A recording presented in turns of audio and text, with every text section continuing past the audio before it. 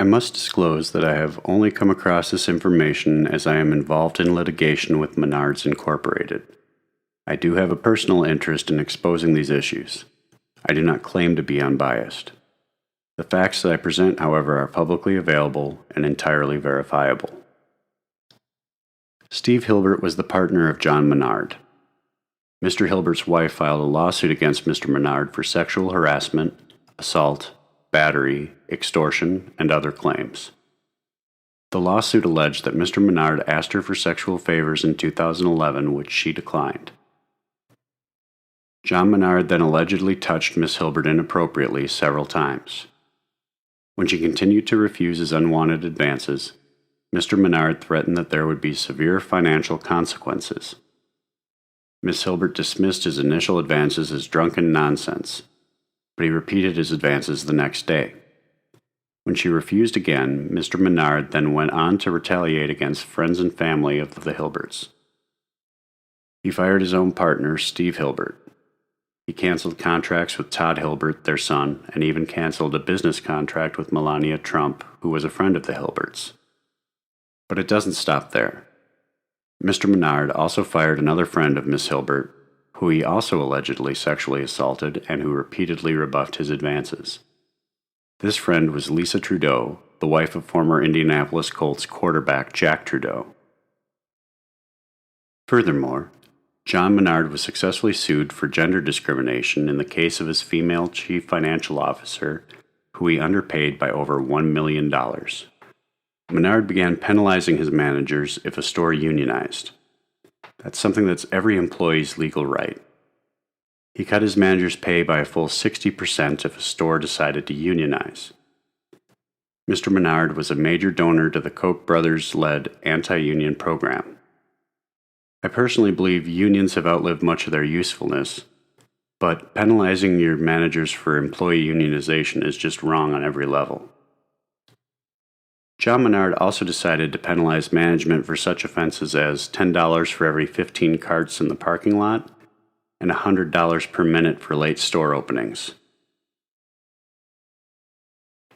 Many Menards locations searched the lunch boxes and personal effects of their employees leaving the store.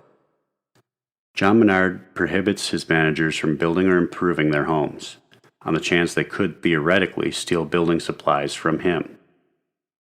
He even would send private investigators to regular employees' homes who were engaging in small-scale home improvement projects to ensure they were not stealing from him.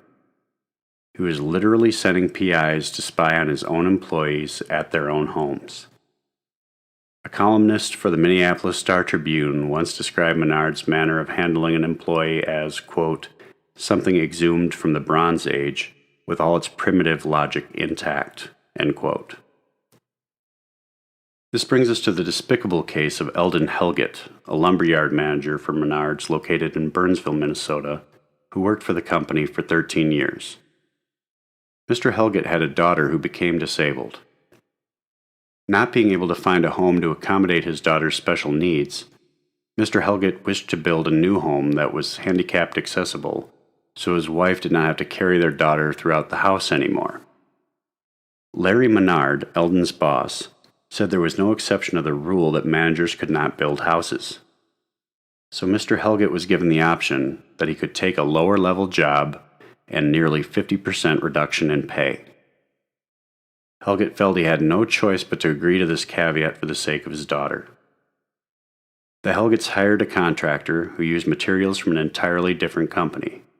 However, when John Menard found out about the deal, even though it was approved by Menard's own brother, John Menard fired Helgett, and the company informed him that if he showed up on company property again, he would be arrested for trespassing. Menard said, "What's the use of having a rule if you don't enforce it?" When a local lumber yard heard this story and offered to hire Helgett, Menard invoked a non-compete clause that prohibited Helgett from working for any local competitor. He was told he could move 200 or so miles from the house he just built if he wanted to work in the same industry. And that's not the worst from the founder of the nation's third largest home improvement chain. There's the case of the North Dakota manager whose wife had premature triplets. The children required special medical attention at the University of Minnesota Medical Center. The manager flew back and forth to work, putting 30 to 40 hours in a week, on top of coping with an ailing wife and children. 2 of the 3 children died. John Menard fined this manager $2,000 because he failed to put in the full 55 required hours those 2 weeks while he cared for his wife and buried his children. I don't often use the word evil. John Menard's paranoia does not stop with his employees, friends, or managers. He does not even trust his own customers. Menards has worked out an arrangement with police to ignore false imprisonment by store loss prevention or management, while police compel warrantless searches under the guise of suspicion generated by nothing more than refusal to comply with Menards' unlawful and paranoid policies. This is where my personal story intersects with the stories told above, and I am not alone. I've come to find that they've been previously sued and warned by the court in cases such as Zahn versus Menard Incorporated that this was in fact a false imprisonment.